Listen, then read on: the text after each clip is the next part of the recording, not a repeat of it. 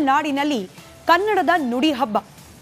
ಸಾಹಿತ್ಯ ಸಮ್ಮೇಳನದಲ್ಲಿ ಬಾಡೂಟದ ಜಟಾಪಟಿ ಇವತ್ತು ಜೋರಾಗಿದೆ. ನಾನ್ ವೆಜ್ ಊಟಕ್ಕಾಗಿ ಕಳೆದ ಅನೇಕ ದಿನಗಳಿಂದ ಜಟಾಪಟಿ ನಡೀತಿದ್ದನ್ನ ಗಮನಿಸಿದ್ವಿ.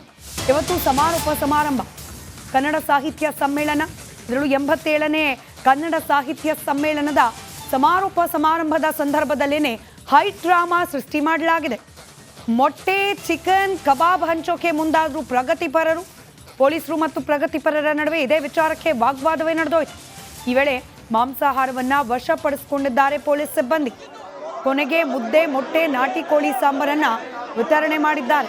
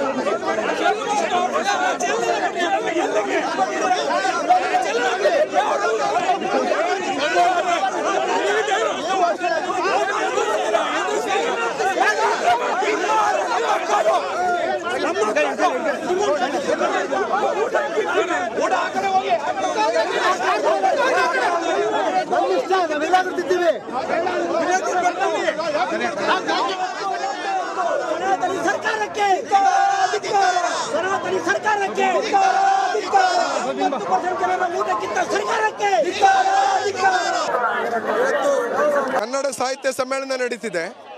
ಈ ಸಮ್ಮೇಳನದಲ್ಲಿ ಬರೇ ಸಸ್ಯಾಹಾರಿಗಳಿಗಷ್ಟೇ ಊಟ ನಡೀತಿದೆ. ಈ ದೇಶದ ಬಹುಸಂಖ್ಯಾತ ಜನ ಮಾಂಸಾಹಾರಿಗಳು. ಅಂತೆಯೇ ಒಂದು ಸಮ್ಮೇಳನದಲ್ಲಿ ಮಾಂಸಾಹಾರ ಮತ್ತು ಸಸ್ಯಾಹಾರ ಎರಡೂ ಇರಬೇಕು. ಯಾವುದೇ ಬಗೆಯ ತಾರತಮ್ಯ ಇರಬಾರ್ದು. ಮಾಂಸಾಹಾರಿಗಳು ಮಾಂಸಾಹಾರ ತಿಂತಾರೆ, ಸಸ್ಯಾಹಾರಿಗಳು ಸಸ್ಯಾಹಾರವನ್ನು ತಿಂತಾರೆ. ಅದರಲ್ಲಿ ತಾರತಮ್ಯ ಆಗಬಾರ್ದು. ಅಂತೆಯೇ ಈ ದೇಶದ ಬಹುಸಂಸ್ಕೃತಿಯನ್ನು ಎತ್ತಿಡಿಬೇಕು. ಯಾಕಂತಂದರೆ ಸಾಹಿತ್ಯ ಸಮ್ಮೇಳನಗಳು, ಸಂಸ್ಕೃತಿ ಸಮ್ಮೇಳನಗಳು ಈ ದೇಶದ ಜನರ ಸಮಸ್ಯೆಗಳನ್ನ ಅಡ್ರೆಸ್ ಮಾಡ್ತಾ ಆ ಮೂಲಕ ಜನರಲ್ಲಿ ಬದಲಾವಣೆಯನ್ನು, ಒಂದು ಜಾಗೃತಿಯನ್ನು ಉಂಟು ಮಾಡೋಂಥ ಸಮಾವೇಶಗಳಾಗಿರ್ತವೆ. ಈ ಹಿನ್ನೆಲೆ ಒಳಗಡೆ ಈ 86 ಸಮ್ಮೇಳನಗಳಲ್ಲೂ ತಾರತಮ್ಯ ನಡೆದಿದೆ. ಈ ತಾರತಮ್ಯ ಹೋಗ್ಲಾಡಿಸ್ಬೇಕಂತೇಳಿ ನೀವೇನು ಪ್ರತಿನಿಧಿಗಳು ಅಂತೇಳಿ ನೋಂದಣಿ ಮಾಡಲಿಕ್ಕೆ ಅವಕಾಶ ಮಾಡಿಕೊಡ್ತೀರಿ.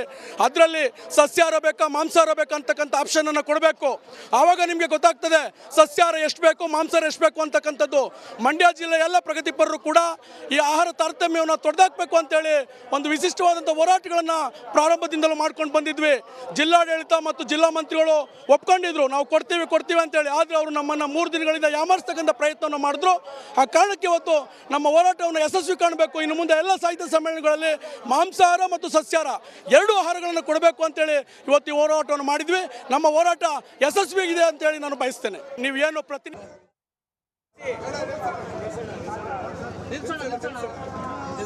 ಮತ್ತಷ್ಟು ಡೀಟೇಲ್ಸ್ ನಮ್ಮ ಪ್ರತಿನಿಧಿ ಜಗದೀಶ್ ನೀಡ್ತಾ ಹೋಗ್ತಾರೆ. ದೂರವಾಣಿ ಸಂಪರ್ಕದಲ್ಲಿದ್ದಾರೆ. ಜಗದೀಶ್, ಈ ಮಂಡ್ಯದಲ್ಲಿ ಸಾಹಿತ್ಯ ಸಮ್ಮೇಳನ ಅಂದ ದಿನದಿಂದಲೂ ಕೂಡ ಮಾಂಸಾಹಾರಕ್ಕೋಸ್ಕರ ಬೇಡಿಕೆ ಇದ್ದೇ ಇತ್ತು.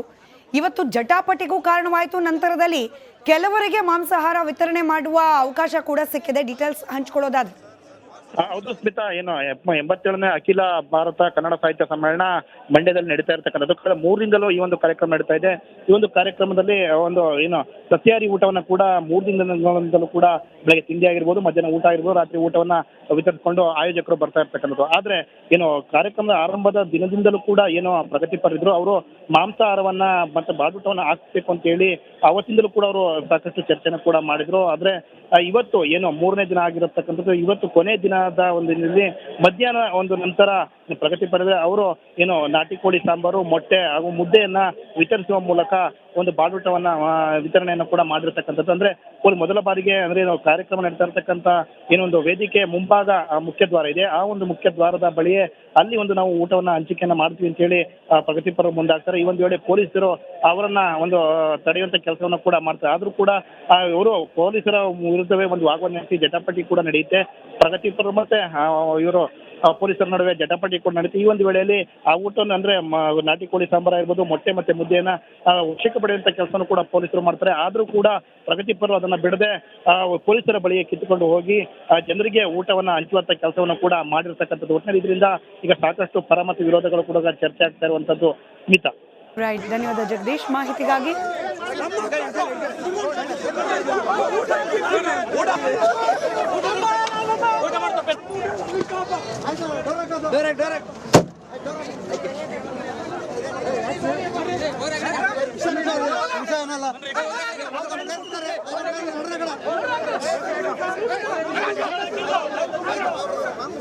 ಸಕ್ಕರೆ ನಾಡಿನಲ್ಲಿ ಕನ್ನಡದ ನುಡಿ ಹಬ್ಬ.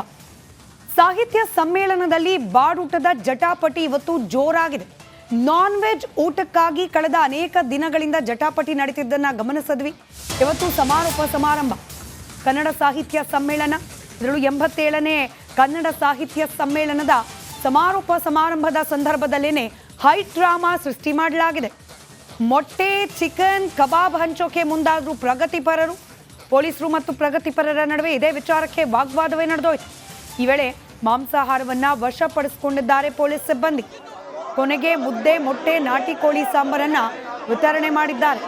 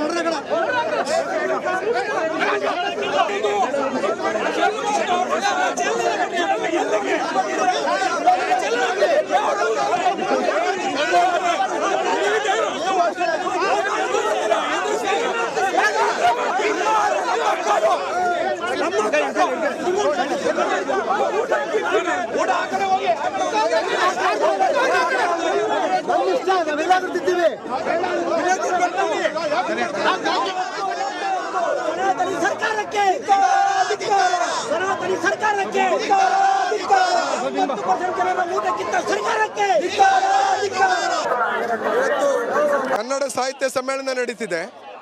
ಈ ಸಮ್ಮೇಳನದಲ್ಲಿ ಬರೇ ಸಸ್ಯಾಹಾರಿಗಳಿಗಷ್ಟೇ ಊಟ ನಡೀತಿದೆ. ಈ ದೇಶದ ಬಹುಸಂಖ್ಯಾತ ಜನ ಮಾಂಸಾಹಾರಿಗಳು. ಅಂತೆಯೇ ಒಂದು ಸಮ್ಮೇಳನದಲ್ಲಿ ಮಾಂಸಾಹಾರ ಮತ್ತು ಸಸ್ಯಾಹಾರ ಎರಡೂ ಇರಬೇಕು. ಯಾವುದೇ ಬಗೆಯ ತಾರತಮ್ಯ ಇರಬಾರ್ದು. ಮಾಂಸಾಹಾರಿಗಳು ಮಾಂಸಾಹಾರ ತಿಂತಾರೆ, ಸಸ್ಯಾಹಾರಿಗಳು ಸಸ್ಯಾಹಾರವನ್ನು ತಿಂತಾರೆ. ಅದರಲ್ಲಿ ತಾರತಮ್ಯ ಆಗಬಾರ್ದು. ಅಂತೆಯೇ ಈ ದೇಶದ ಬಹುಸಂಸ್ಕೃತಿಯನ್ನು ಎತ್ತಿಡಿಬೇಕು. ಯಾಕಂತ ಅಂದರೆ ಸಾಹಿತ್ಯ ಸಮ್ಮೇಳನಗಳು, ಸಂಸ್ಕೃತಿ ಸಮ್ಮೇಳನಗಳು ಈ ದೇಶದ ಜನರ ಸಮಸ್ಯೆಗಳನ್ನ ಅಡ್ರೆಸ್ ಮಾಡ್ತಾ ಆ ಮೂಲಕ ಜನರಲ್ಲಿ ಬದಲಾವಣೆಯನ್ನು, ಒಂದು ಜಾಗೃತಿಯನ್ನು ಉಂಟು ಮಾಡೋಂಥ ಸಮಾವೇಶಗಳಾಗಿರ್ತವೆ. ಈ ಹಿನ್ನೆಲೆ ಒಳಗಡೆ ಈ 86 ಸಮ್ಮೇಳನಗಳಲ್ಲೂ ತಾರತಮ್ಯ ನಡೆದಿದೆ. ಈ ತಾರತಮ್ಯ ಹೋಗ್ಲಾಡಿಸ್ಬೇಕಂತೇಳಿ ನೀವೇನು ಪ್ರತಿನಿಧಿಗಳು ಅಂತೇಳಿ ನೋಂದಣಿ ಮಾಡಲಿಕ್ಕೆ ಅವಕಾಶ ಮಾಡಿಕೊಡ್ತೀರಿ, ಅದರಲ್ಲಿ ಸಸ್ಯಾಹಾರ ಬೇಕಾ ಮಾಂಸಾಹಾರ ಬೇಕಂತಕ್ಕಂಥ ಆಪ್ಷನನ್ನು ಕೊಡಬೇಕು. ಆವಾಗ ನಿಮಗೆ ಗೊತ್ತಾಗ್ತದೆ ಸಸ್ಯಾಹಾರ ಎಷ್ಟು ಬೇಕು, ಮಾಂಸಾಹಾರ ಎಷ್ಟು ಬೇಕು ಅಂತಕ್ಕಂಥದ್ದು. ಮಂಡ್ಯ ಜಿಲ್ಲೆಯ ಎಲ್ಲ ಪ್ರಗತಿಪರರು ಕೂಡ ಈ ಆಹಾರ ತಾರತಮ್ಯವನ್ನು ತೊಡೆದಾಕಬೇಕು ಅಂತೇಳಿ ಒಂದು ವಿಶಿಷ್ಟವಾದಂಥ ಹೋರಾಟಗಳನ್ನು ಪ್ರಾರಂಭದಿಂದಲೂ ಮಾಡ್ಕೊಂಡು ಬಂದಿದ್ವಿ. ಜಿಲ್ಲಾಡಳಿತ ಮತ್ತು ಜಿಲ್ಲಾ ಮಂತ್ರಿಗಳು ಒಪ್ಕೊಂಡಿದ್ರು, ನಾವು ಕೊಡ್ತೀವಿ ಅಂತೇಳಿ. ಆದರೆ ಅವರು ನಮ್ಮನ್ನು 3 ದಿನಗಳಿಂದ ಯಾಮಾರಿಸ್ತಕ್ಕಂಥ ಪ್ರಯತ್ನವನ್ನು ಮಾಡಿದ್ರು. ಆ ಕಾರಣಕ್ಕೆ ಇವತ್ತು ನಮ್ಮ ಹೋರಾಟವನ್ನು ಯಶಸ್ವಿ ಕಾಣಬೇಕು. ಇನ್ನು ಮುಂದೆ ಎಲ್ಲ ಸಾಹಿತ್ಯ ಸಮ್ಮೇಳನಗಳಲ್ಲಿ ಮಾಂಸಾಹಾರ ಮತ್ತು ಸಸ್ಯಾಹಾರ ಎರಡೂ ಆಹಾರಗಳನ್ನು ಕೊಡಬೇಕು ಅಂತೇಳಿ ಇವತ್ತು ಈ ಹೋರಾಟವನ್ನು ಮಾಡಿದ್ವಿ. ನಮ್ಮ ಹೋರಾಟ ಯಶಸ್ವಿಯಾಗಿದೆ ಅಂತೇಳಿ ನಾನು ಬಯಸ್ತೇನೆ. ನೀವೇನು ಪ್ರತಿನಿಧಿ